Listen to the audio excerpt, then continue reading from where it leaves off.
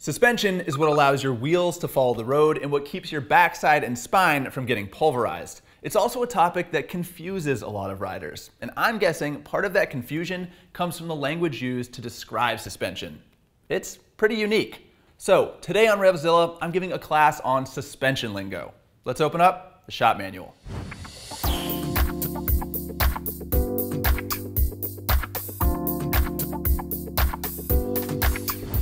Spring rate, preload, sag, damping, compression, rebound, hard, soft, fast, slow. Whew. These are all words to describe the sensation or action of suspension. But if you don't know what they mean, that is, if you don't speak the language of suspension, then they're not going to make much sense to you. So grab yourself some index cards and a Sharpie, because we're going to dive into some vocabulary. First flashcard, spring rate. Springs are quite literally at the core of your fork and shock, and they're there to isolate your backside from jolts and keep your wheels in contact with the road by allowing them to follow dips and bumps in the pavement. Spring rate refers to a spring's stiffness, and it's usually measured in pounds per inch or kilograms per millimeter for our metric friends. The rate describes how much force it takes to compress the spring a given distance. Take, for example, this 450 pound per inch shock spring. If you put 225 pounds of force on that spring, it compresses half an inch. Put 450 pounds on it, and it'll compress a full inch. You get the idea, but with that load to compression relationship in mind, it's easy to understand why having the right spring rates for your body weight is important. For a comfortable and controlled ride, you need springs that are soft enough to handle bumps, but stiff enough to resist bottoming and excessive chassis pitch while braking and accelerating. Next up, spring preload. And this is a really important one to pay attention to because it's easily the most misunderstood piece of suspension terminology. Spring preload is how much the spring is compressed from its free length with the suspension component fully extended. Take this shock, for example. It's not on the bike, so it's not supporting any weight, and it is fully extended. And yet the spring is still compressed a little bit by this threaded collar here. That is preload, and as we learned over at the hydraulic press, when you compress a spring, the harder it is to compress it further. So with preload, we've already compressed the spring a little bit, and that alters how much force it takes to initiate suspension motion. It also changes the total force required to completely compress or bottom that suspension piece. Look at it this way. Your average motorcycle shock might have, say, 3 inches of travel at the shock body. Meanwhile, the spring has 6 inches of travel. So the spring has a lot more available range of motion than the component it's attached to. And what spring preload allows us to do is alter the range of spring stroke that's used while riding. So adding preload will help prevent your suspension from bottoming by requiring more weight to compress the spring, and more preload can give the impression of harder or stiffer suspension, but it's important to understand that all you're doing with preload is altering the effective range of spring stroke used. Preload's primary purpose then is in setting sag.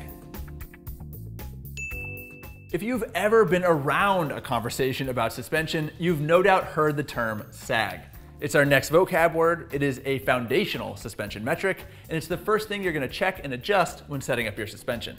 Sag is a measure of how much the suspension compresses from a fully extended, unladen position, and there are actually 2 types of sag. There's free sag, which is the amount the suspension compresses under the weight of the bike alone. And then there's rider sag, or laden sag, which is how much the fork and shock settle with a rider on board wearing all of his or her gear. The easiest way to think about sag is as a measure of how much suspension travel is available to extend down into dips in the road. What's the right amount of sag? As a general rule for street bikes, rider sag should be about 1/4 of total suspension travel, with free sag being about 1/3 of rider sag. You can find your bike's total suspension travel listed in the owner's manual, or you can always look it up online. If you're unable to achieve appropriate sag figures with your bike's available adjustments, or if your rider sag and free sag figures don't align, that's a pretty good sign that your spring rates are off. Ideally, you want to run springs that allow you to hit your rider sag and free sag figures with as little preload as possible. And now, damping. For starters, let's clarify that it's damping, not dampening. You dampen a rag to clean your face shield. You damp suspension. The word literally means to reduce the amplitude of a mechanical oscillation. And oscillating is exactly what a coil spring will do if its action is left unchecked. Okay, so damping is what regulates the speed with which a component compresses or extends.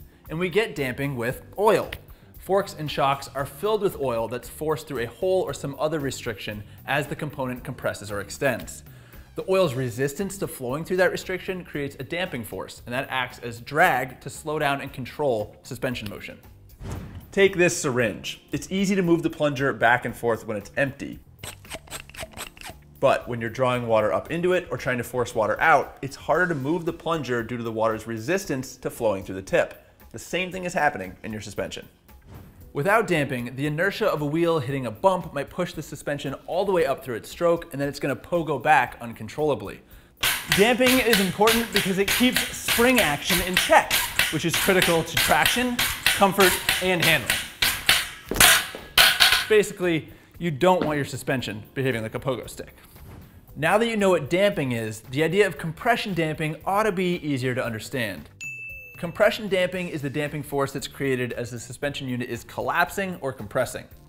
Hit a bump, grab the brakes, etc., and the subsequent load transfer causes the fork or shock to compress, and there's a dedicated compression damping circuit that imparts some drag on that movement. Rebound damping, on the other hand, is the damping force that's in play as the suspension unit extends after being compressed. It's also known as tension, which is why you might see 10 stamped on the top of your fork or the bottom of your shock. Alright, so those are the common nouns used to talk about suspension, but there are also some verbs and adjectives used to discuss this stuff. Some common ones are hard or soft and fast or slow. Slow and fast do not refer to the speed at which you're traveling, but rather the speed at which the suspension component is moving. If you hear someone say slow or fast, you know they're talking about damping. However, if you hear them say hard or soft, they might be talking about damping or springs, because both damping and spring settings can cause a fork or shock to feel hard or soft. With that, congratulations, you are now fluent in the language of suspension. If not, no worries, it can take a little while for this stuff to sink in, and maybe just watch the video on repeat until it does. But in any case, now you should at least be familiar with the basic vocabulary.